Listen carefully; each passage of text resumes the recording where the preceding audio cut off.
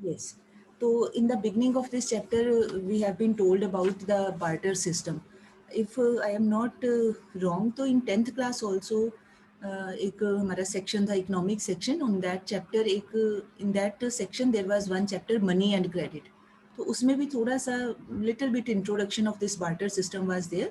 तो क्या होता है barter system या barter exchange? That means in which that system in which we exchange goods for goods या we exchange commodities for commodities. एक चीज़ के बदले में दूसरी चीज़ लेते हैं. कमोडिटीज़ के बदले में कमोडिटीज़ का लेना देना, परचेज करना, सेल करना, आपस में उन्हीं को एक्सचेंज करना, कमोडिटी या गुड्स या प्रोडक्ट्स, उसको कह देते थे barter system. But when was this barter system useful? It was useful in the primitive economies. Primitive होते बहुत पुरानी, बहुत पहले की. At that time when this level of human activities was very less, बड़ा मतलब एक civilization की beginning कह लें, तो उस टाइम पे इतनी कॉम्प्लेक्स चीज़ें नहीं होती थी as we see these days in the modern time. इतनी complex activities were not there. Simple सी लिविंग होती थी, सिंपल सा लोगों का काम धंधा होता था, कोई बहुत ज़्यादा डेवलपमेंट वाज नॉट देयर. बहुत ज़्यादा कोई खास इंडस्ट्रीज़ नहीं थी, कोई टर्शरी सेक्टर नहीं था, कुछ भी नहीं था. थोड़ा बहुत फार्मिंग का काम लोग करते थे या एनिमल हस्बेंड्री. थोड़े बहुत एनिमल हस्बेंड्री में भी जो एनिमल्स फार्मिंग में काम आते थे, बस उन्हीं को पालना है ना, उन्हीं को रियर करना. तो बड़ा एक बेसिक सा लेवल ऑफ लिविंग था. तो एट दैट टाइम तो barter system was okay, it was good, क्योंकि लोगों को भी पता ही नहीं था कि कोई और चीज़ भी हो सकती है which can be used as money, है ना, पता ही नहीं था. तो उस समय तो ये बार्टर सिस्टम वाज फाइन कि लोग चीज़ें दे के अपना क्या बोलते हैं, वीट दे के कोई और सब्जी ले ली, वीट दे के कपड़ा ले लिया, गाय दे के कोई हॉर्स ले लिया, हॉर्स दे के कुछ और ले लिया. मतलब चीज़ों के बदले चीज़ें एक्सचेंज कर लेते थे, एनिमल्स के बदले चीज़ें एक्सचेंज कर लेते थे. तो ये सिस्टम चला. But later on it was felt कि जो बार्टर सिस्टम है it has many problems. Problems क्या थी कि every time one has to look for the other person, other party who needs our thing. मैं जो चीज़ दे के कुछ खरीदना चाहती हूँ, मान लो मैंने कपड़ा खरीदना है तो I have wheat with me. तो पहले मुझे वेट करना पड़ेगा. वीट लेके मैं तो रेडी हूँ खरीदने के लिए, पर कोई कपड़ा बेचने वाला भी तो होना चाहिए. वो भी तो आसपास कोई मुझे मिलना चाहिए विद इन माई रेंज, जहाँ तक मैं जा सकती हूँ या मैं मेरा एक्सेस हो सकता है वहाँ तक वो पर्सन होना चाहिए. जब वो होता नहीं था तो that means people had to wait for long time. भी कब कोई आदमी आए जो हमारी चीज़ लेना चाहे और हम उसकी चीज़ लेना चाहें. तो there was lot of search problem. Search मतलब ढूंढना पड़ता था, तो that was sheer wastage of time, ये डिफ़िकल्टी होती थी. फिर और डिफ़िकल्टीज़ ये होती थी कि जहाँ ये दिया हुआ ना बुक में लिमिटेशंस, उसी में से मैं बता रही हूँ, ठीक है. ये याद नहीं करना है, ये सिर्फ एक हमारा एक बेस बनाने के लिए बता रही हूँ कि मनी तक पहुँचने के लिए. फिर है कि डबल कोइंसिडेंस ऑफ वांट्स नहीं होता था. मतलब जैसे मैंने अभी बताया, जो हमारे पास चीज़ होती थी उसको डिमांड करने वाला कोई दूसरा पर्सन नहीं आसपास मिलता था. फिर secondly, common measure of value was not there. Common measure का मतलब होता है जैसे प्रेजेंट टाइम में तो we people we price all the things in terms of money. जैसे आपके आसपास आपके हाथ में यू आर हैविंग बुक, तो आप क्या देते हो, मान लो book is of 400 rupees. Pen है आपके हाथ में, मान लो 20 रुपीज़ का है. रजिस्टर है 50 रुपीज़ का है. तो what are we doing, phone है, लैपटॉप है, सारी चीज़ें हैं. तो जब हम पूछ रहे हैं इसकी वैल्यू क्या है, तो immediately without any seconds, fraction of second, immediately we tell कि इसका प्राइस ये है, इसका प्राइस ये है. हम हर चीज़ को उसको मनी की टर्म्स में, पैसों की टर्म में बता सकते हैं. बट जब होता था पुराना सिस्टम, बार्टर सिस्टम, तो उस समय कोई कॉमन यूनिट ऑफ वैल्यू नहीं था कि हम किस चीज़ के रिलेशन में सब चीज़ों की वैल्यू को बताएं, क्योंकि कुछ था ही नहीं, कॉमन मेयर ही नहीं था. सब चीज़ें आपस में एक के बदले एक चीज़ ही हो सकती थी. तो कुछ किसी मतलब कोई ऐसी कॉमन टर्म नहीं थी जिसके अकॉर्डिंगली सब चीज़ों की वैल्यू को उसको एक्सप्रेस किया जा सके या बताया जा सके. तो ये प्रॉब्लम थी. फिर था कि बार्टर सिस्टम में चीज़ों को स्टॉक करके रखना, स्टोर करके रखना, सेव करके रखना, that was also very difficult. As in these days हम लोग मनी को सेव कर लेते हैं, बचाते हैं. तो पुराने टाइम्स में, बहुत पहले के टाइम्स में, अब कोई एनिमल्स को थोड़ी सेव करके रख सकता है कि मैं 100 साल तक, 50 या 20 साल तक काउज़ को सेव करके रख लूँ या हॉर्सेस को सेव करके रख लूँ या इवन ग्रेन्स को सेव करके रख लूँ. अब इतने इतने लंबे टाइम तक तो नहीं चीज़ों को रखा जा सकता. तो स्टोर करने की प्रॉब्लम थी, क्योंकि इतने लोगों के पास ना तो फैसिलिटीज़ थी, ना ही उनके पास कोई साधन थे, कोई सोर्सेज थे. इतना खर्चा भी वो, अब मान लो एनिमल्स वगैरह हैं, तो एनिमल्स को सेव करने का मतलब उनकी देख रेख करना, उनको उनके फॉडर का अरेंजमेंट करना, उनको पालना पोसना, तो that was a very hectic activity. तो मतलब चीज़ों को सेव करके भी नहीं रखा जा सकता था ऑल द गुड्स, मतलब एक लंबे टाइम तक, जैसे हम पैसों को लंबे टाइम तक सेव कर लेते हैं, ऐसा पॉसिबल नहीं था। फिर था कि जो डिफर्ड पेमेंट्स की वहाँ पे कमी थी। डिफर्ड पेमेंट्स होता है कि जैसे हम कोई आपस में कोई डील करते हैं, कोई एग्रीमेंट करते हैं, जैसे आजकल के टाइम में बहुत सारी डीलिंग्स होती हैं इन द बिजनेस। तो एग्रीमेंट करते हैं, तो उस एग्रीमेंट में हम कह देते हैं भी ठीक है, आज आप मुझे ये चीज़ दे दो, इसकी पेमेंट मैं साल के बाद करूँगा या आफ्टर 2 इयर्स करूँगा। मतलब फ्यूचर के लिए deal has been done in the present time, but उसका जो एग्जीक्यूशन है, पेमेंट है, वो हम फ्यूचर में डिसाइड कर लेते हैं, दोनों पार्टीज आपस में सहमत होके। ऐसे नहीं कि एक दूसरे के उलट जाके नहीं, मतलब खुशी खुशी से मान लेते हैं कि ठीक है, इसकी पेमेंट मैं हफ्ते बाद करूँगा, महीने बाद करूँगा, या जो भी टाइम है। तो उसको बोला जाता है डिफर्ड पेमेंट, कि जिस डील के लिए, पेमेंट के लिए agreement has been made in the present, but that deal is to be executed in money terms in the future. ठीक। तो अब जब बार्टर सिस्टम था तब ये पॉसिबल नहीं था।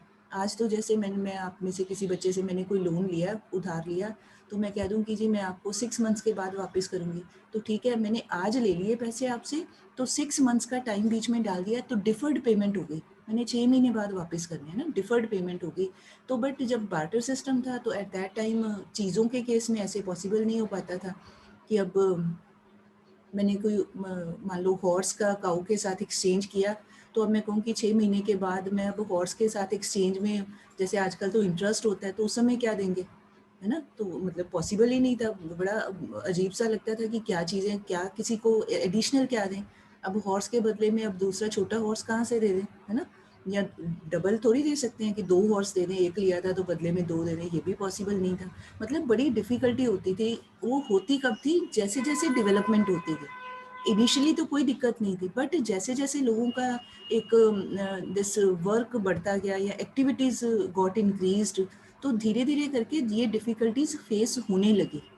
जैसे हम होता है ना, एक एक अपने कोकोन से बाहर निकलते हैं, फिर ही हमें बाहर का पता चलता है। तो जैसे-जैसे लोगों की एक्टिविटीज़ का एक्सपेंशन हुआ, तो accordingly people started facing such type of problems. तो उनको लगा कि now something else is required. फिर चीज़ों को छोटे पार्ट्स में डिवाइड भी नहीं किया जा सकता था। जैसे आजकल हम मनी को तो कह देते हैं करोर्स हैं, लैक्स हैं, थाउज़ेंड्स, हंड्रेड्स, टेन्स में, मतलब छोटे से छोटा 1 रुपी तक, इवन 1 पैसा तक भी पॉइंट ले आते हैं। बट पहले के टाइम्स में अब कोई किसी को देना है, कुछ डिवाइड करके देना है, तो जो कुछ चीज़ें जो होती थी जो डिवाइड करके दी जा सकती थी, जैसे मान लो ग्रेन्स हो गए, है ना, कोई फ्रूट हो गए, वेजिटेबल हो गई, वो तो चलो मान लो कि छोटा पार्ट उसका किया जा सकता है। बट जब एनिमल्स का एक्सचेंज होता था तो उसके टुकड़े तो नहीं किए जा सकते कि एनिमल को, बेचारे को मार दो, काट दो, ये चीज़ें तो नहीं हो सकती थी। तो ये सारी प्रॉब्लम्स थी। फिर क्या हुआ कि people felt over a period of time, slowly and steadily, ये सारा कुछ, मतलब all this not did not happen in one day, it took thousands of years. तो फिर पीपल फेल्ट कि कुछ और चीज़ होनी चाहिए। तो फिर अब आपको पता है, आपने हिस्ट्री में भी पढ़ा हुआ है, फिर पहले तो होता था ये ग्रेन्स के तौर पे मनी सामने आया, मतलब उसको उस टाइम पे उन्हीं को मनी बोलते थे। फिर एनिमल्स के तौर पे सामने आया। फिर उसके बाद जब अपना किंग्स का, एम्परर्स का टाइम आया, तो उन्होंने अपने कॉइन्स चलाने शुरू कर दिए, मेटेलिक कॉइन। आज भी हमें कोई पुराने वो समुद्रगुप्त के टाइम के कॉइन्स मिलते हैं, या कोई और पुराने समय के कोई किसी राजा के कॉइन मिलते हैं, तो वो मेटल के कॉइन, गोल्ड के या कॉपर के या कोई और मेटल, सिल्वर के, इस तरह के कॉइन्स चलाने शुरू किए। फिर उन कॉइन्स के बाद फिर और जैसे जैसे डेवलपमेंट हुई, coming in the this 15, 16, 17 century, फिर पेपर नोट्स एग्जिस्टेंस में आए, जो अभी हम नोट यूज़ करते हैं, पेपर के बने हुए नोट सामने आए। फिर और डेवलपमेंट हुई, तो हम आजकल आप देखते ही हो, डेबिट कार्ड है, क्रेडिट कार्ड है, these are called plastic money. तो ये सारे कार्ड्स वाला सिस्टम सामने आ गया, प्लास्टिक मनी या बैंक मनी भी बोल देते हैं। अब उसके बाद अभी हम क्या देखते हैं, अभी हम with the help of internet बैठे बैठे अपने फ़ोन से अपनी पेमेंट कर देते हैं। इवन कार्ड की भी ज़रूरत नहीं, मतलब ऑनलाइन ही हम कर देते हैं ना। तो मतलब है कि over a period of time, as and when people felt various problems, so they started finding out the solutions also, कि भी और कुछ बेहतर कैसे किया जाए, कुछ बेटर कैसे किया जाए।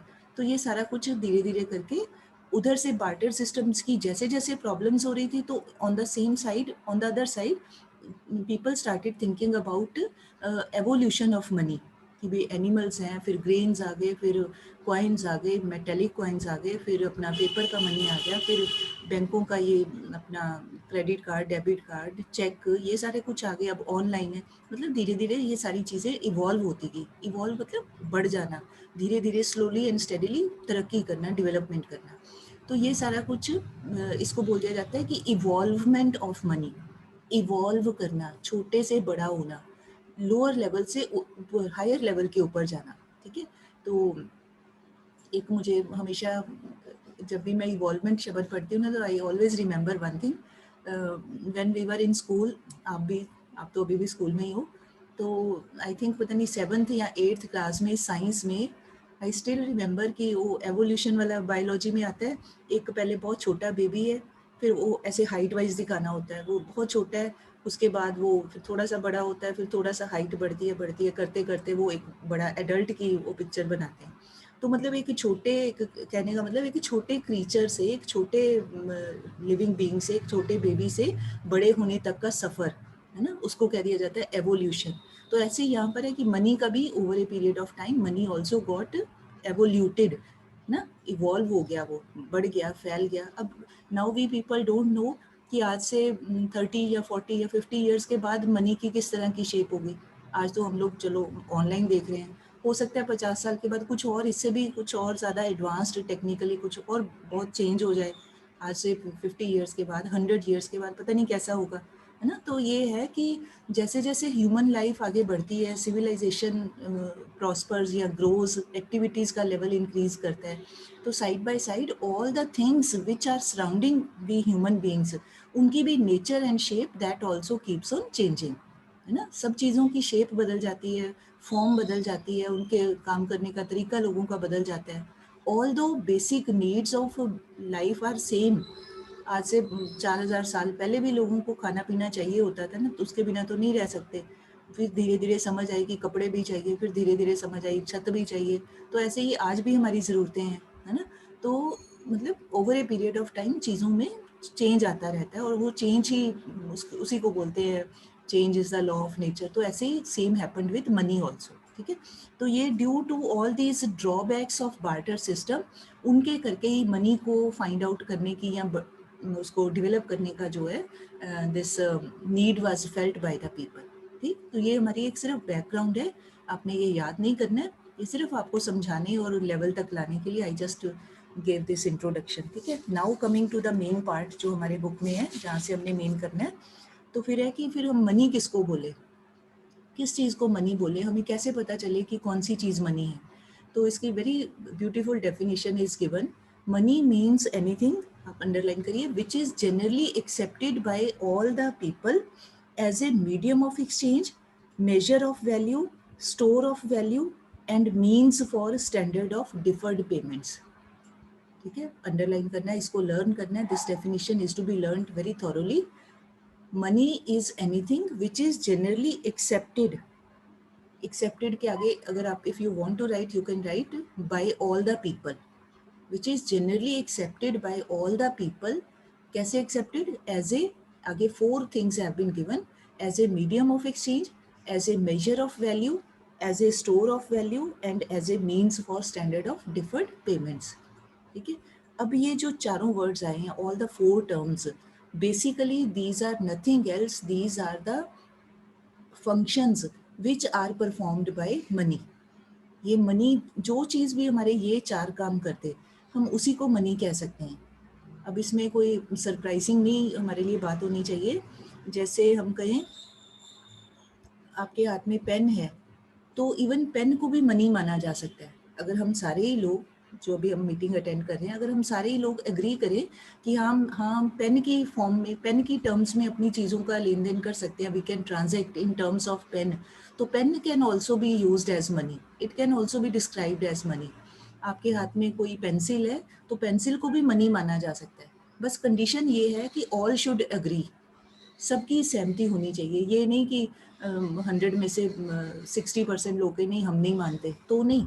Majority of the people, generally का मतलब होता है भाई मेजोरिटी ऑफ द पीपल, ज़्यादातर लोगों को कोई प्रॉब्लम ना हो, they should not raise any point against the use, तो कुछ भी किसी को प्रॉब्लम ना हो, तो जनरली जिस भी चीज़ को लोग मान लेते हैं कि ये मनी है, तो उसी को मनी के तौर पे यूज़ किया जाता है, ठीक है? अच्छा, बट उसके साथ में एक और चीज़ है कि जिस भी चीज़ को मानते हैं, तो that thing should be able to perform 4 activities या 4 फंक्शंस। उस चीज़ में ये भी काबिलियत या एबिलिटी होनी चाहिए कि वो हमारे 4 कामों को परफॉर्म कर सके। व्हिच आर दोज़ 4 वर्क्स जो आपने अंडरलाइन किया है? मीडियम ऑफ एक्सचेंज, ठीक है? अब मीडियम ऑफ एक्सचेंज का मतलब होता है एक्सचेंज होता है, आपको पता ही है एक्सचेंज मतलब ट्रांजैक्शन करना। आप जैसे we people go to market, कोई शॉप पे जाते हैं तो कोई भी सामान खरीदते हैं, हम वी आर द बायर्स, जो शॉपकीपर है ही इज़ द सेलर, तो वो हमें देता है, हम चीज़ ले लेते हैं, एक्सचेंज हो गया। बदले में हमने क्या दिया उसको? वी गेव हिम मनी, पैसे देते हैं तो ही हमें एक्सचेंज के बदले में वो अपना जो भी चीज़ है वो हमें प्रोवाइड करता है, ठीक है? तो मनी जो फिर हम चाहे अपना कोई बुक खरीद लें, चाहे कोई फ़ोन खरीद लें, चाहे कोई ड्रेस खरीद लें, चाहे टीवी खरीदें, कार खरीदें, स्कूटर, कोई भी चीज़ आप सोच लो, मनी दो और वो चीज़ बदले में हम लोग लेके आ सकते हैं। तो जो मनी है वो एक्सचेंज करने का एक मीडियम है, एक तरीका है कि हाँ, मनी देंगे तो हमें चीज़ मिल जाएगी, है ना? मनी नहीं देंगे तो मतलब जिस भी कंट्री में है, उस कंट्री का जो भी मनी चल रहा है, जैसे हम यहाँ इंडिया में है, इंडिया भी नहीं, 1 मिनट।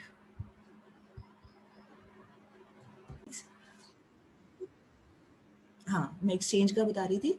तो जो मनी है, जो भी हम चीज़ों का एक्सचेंज करते हैं, तो मनी के तौर पे कर सकते हैं, money is used. Second function क्या दिया हुआ है? Major of value. Major of value का मतलब कि value value means price of all the things can be expressed in terms of that commodity whom we want to call money। मतलब जिस भी चीज़ को हम मनी कहना चाहते हैं, उसमें एक ये प्लस पॉइंट होना चाहिए, फीचर होना चाहिए कि that commodity should be able to express the value या प्राइस ऑफ ऑल कमोडिटीज़। जैसे आप you are sitting on a chair, मान लो 1000 रुपीज़ की चेयर है, जस्ट फॉर एग्जाम्पल, तो आप कहते हैं 1000 की, पेन है 20 रुपीज़ का, बुक है 400 की, आसपास जो भी चीज़ें पड़ी हैं सबका कुछ ना कुछ प्राइस है।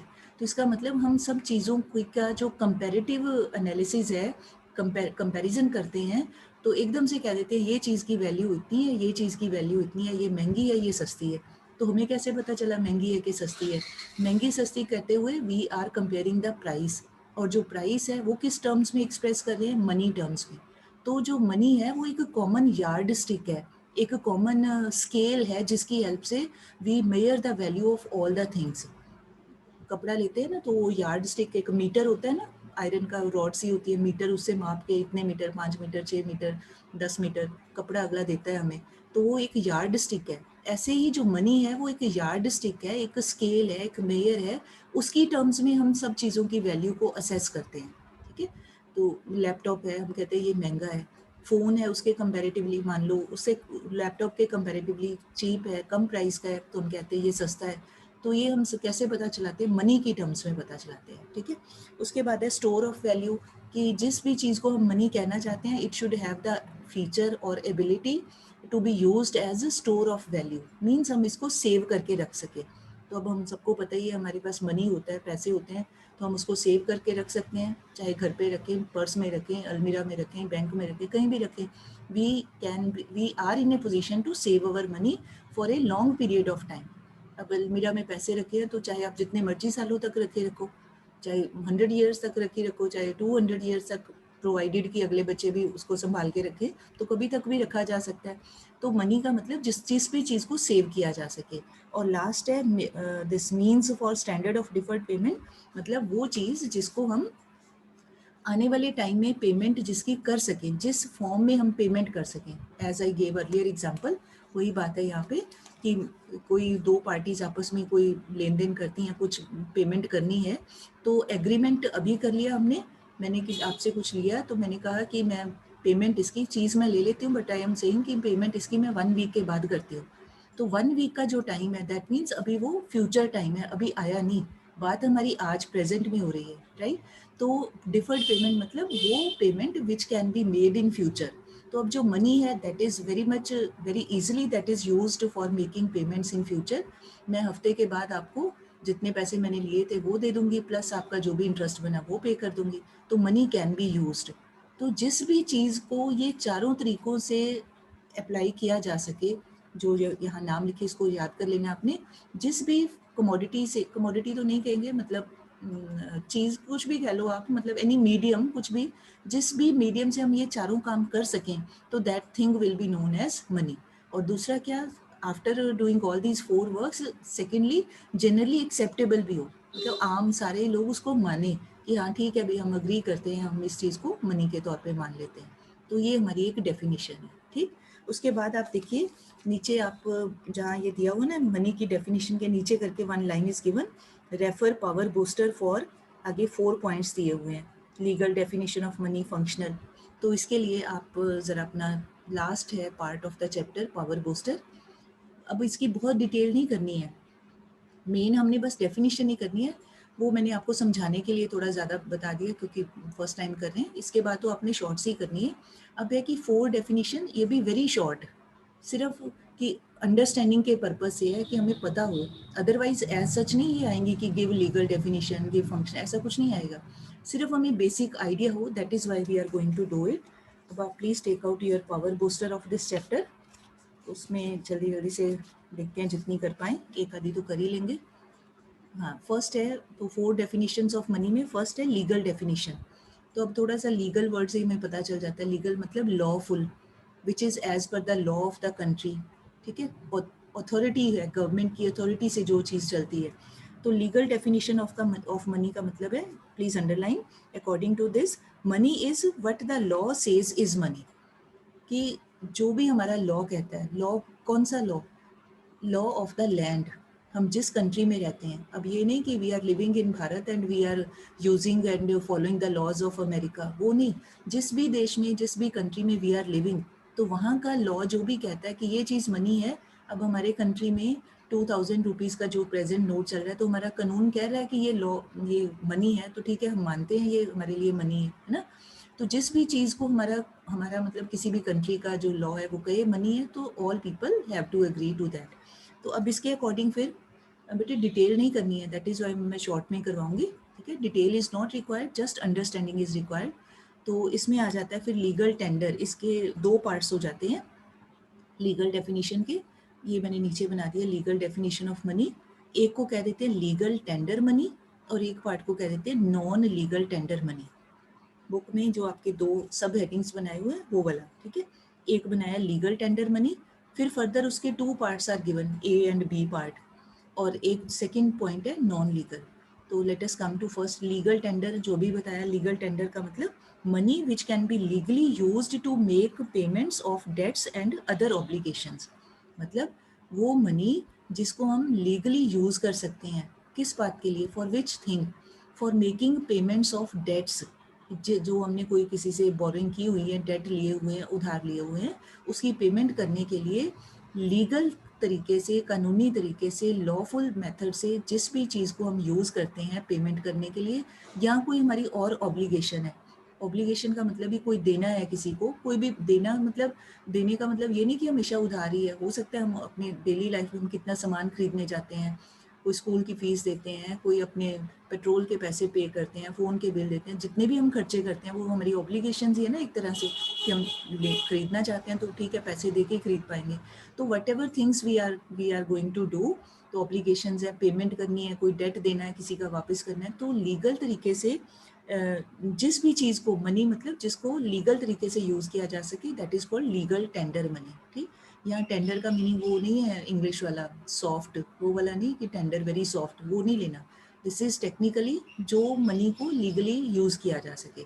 अब फिर इसके आगे होता है लिमिटेड लीगल और अनलिमिटेड लीगल टेंडर। ये बड़ा इंटरेस्टिंग है। लिमिटेड लीगल टेंडर का मतलब होता है that money which can be paid in discharge of a debt up to a certain limit. मतलब जिस मनी को कुछ हद तक ही हम अपनी कोई पेमेंट करने के लिए यूज़ कर सकें, टू सम एक्सटेंट, वो होता है टू सम एक्सटेंट होने के करके लिमिटेड। और जिस मनी को हम अनलिमिटेड तरीके से यूज़ कर सकें, मतलब कोई एंड नहीं, जितना मर्जी यूज़ करो, to any extent, that is called unlimited legal tender. अब आई हैव रिटन हियर, एक एग्जांपल लिख दिया, इधर लिखना है कॉइन, इधर लिखना है नोट्स। अब मीनिंग क्या है इसका, मैंने किसी से 10,000 रुपीज़ मान लो बोरो किए। अब now I have to return those 10,000 rupees, ठीक है। अच्छा, अब मैं क्या करती हूँ, मैं तो जी 1 रुपये के कॉइन इकट्ठे कर लेती हूँ। 10,000 कॉइन इकट्ठे कर लिए, वो थैला भर के अगले के घर चली गई, ये लो जी अपने 10,000 रुपये। तो थैला तो पहले तो कितना भारी होगा, मुझे आप ही उठाना मुश्किल लगेगा। कॉइन है 1-1 रुपए के, तो आप सोचो 10,000 कॉइन्स कितने हैवी होंगे। अब उसको गिनना, अगला कौन सा खाली बैठा है वो कहेगा नहीं मैंने नहीं लेने इतने 10,000 के कॉइन, मुझे आप ज़्यादा से ज़्यादा 100 रुपीज़ के कॉइन दे दो, बाकी की पेमेंट आप मुझे नोट्स में करो, पेपर नोट्स में करो, वो मुझे रखना गिनना सब कुछ ईजी है, कैरी करना ईजी है, मैं इतने कॉइन नहीं लूँगा। अगले ने मुझे मना कर दिया, ठीक, फिर भी मुझे कुछ रियायत दे दी कि ठीक है आप 100 रुपये तक के मुझे कॉइन दे सकते हो, उतना मैं काउंट कर लेता हूँ, मैं ले लेता हूँ। तो that means some restriction has been imposed by that person, he is not ready to accept, to some extent he is ready. तो that is why it is called unlimited. Line क्या लिखी हुई है, which can be paid up to in discharge of a debt up to a certain limit. भी जिस चीज़ को कुछ हद तक ही यूज़ किया जा सके। तो अब मनी के मैटर में वो होते हैं नॉर्मली कॉइन, कि कॉइन्स को हम बहुत ज़्यादा, अब किसी ने किसी को लाख रुपए की पेमेंट करनी है, तो अगला लाख रुपए के कॉइन लेके चला जाए तो दूसरा पर्सन मना करेगा, मैं नहीं इतने लूँगा, ठीक है। ये हो सकता है अगला के 10, 50, 100 रुपए तक के चलो कॉइन दे दो, बाकी मुझे पेमेंट प्रॉपरली करो, नोट्स में करो। तो इसको लिमिट किया जा सकता है, that is why it is called limited legal tender, ठीक, अगला पर्सन रिफ्यूज़ कर सकता है। On the other side unlimited का क्या दिया है, that form of legal tender which can be paid in discharge of debt of any amount. अब ये एनी अमाउंट है, कितना मर्जी अमाउंट का लोन हो हमारा, चाहे 10,000 का हो, 10 लाख का हो, 10 करोड़ का हो, उससे भी ऊपर का हो, किसी भी डिनोमिनेट किसी भी मतलब अमाउंट में हो सकता है। तो उसके लिए जिसको मना नहीं करता है कोई भी दूसरी पार्टी, नोट्स में देना है, रुपयों में देना है, तो अगला चुपचाप ले लेता है कि ठीक है आप दे दो, जितना मर्जी आप जितना मर्जी पैसे दे दो, कोई मना नहीं करता है। तो डेट की पेमेंट करने के लिए जिस जिस चीज़ को हम अनलिमिटेड यूज़ कर सकते हैं, दैट मीन्स नोट्स, जो पेपर नोट्स होते हैं, ठीक। तो पेपर नोट्स को किसी भी एक्सटेंट तक यूज़ कर सकते हैं, है ये दोनों ही लीगल टेंडर है। कॉइन भी कोई गैर कानूनी नहीं है, अनलॉफुल नहीं है दोनों ही लीगल टेंडर है। बट ओनली डिफरेंस इज कि भी इसको बहुत ज़्यादा प्रेफर नहीं किया जाता है, to some extent it is accepted. जो नोट्स होते हैं दे कैन बी एक्सेप्टेड या they are accepted up to any unlimited extent, जितना मर्जी कोई पेमेंट करे ले दे, जो मर्जी करे, सब कुछ किया जा सकता है, ठीक है। सो टुडे हम लोग इतना ही करते हैं, बाकी का काम कल करेंगे, नॉन लीगल टेंडर तक का ये कल करेंगे। तो आज आपने पढ़ना हुआ तो आप वो जो पार्ट डिलीट करवाया है जस्ट फॉर नॉलेज, कुछ याद नहीं करना, कोई टर्म कोई घबराना नहीं, कुछ नहीं करना, वो स्लिप पेपर में भी नहीं आएगा, ठीक। तो आप इतना आपने पढ़ना है और मनी की डेफिनेशन लर्न कर लेनी है, ठीक है। तो अब मैं शेयर कर देती हूँ अपना लिंक, इधर से मैं मीटिंग एंड कर रही हूँ बेटे, जो बच्चों की अटेंडेंस रहेगी वो जल्दी से फिल करते हैं। I am ending meeting here.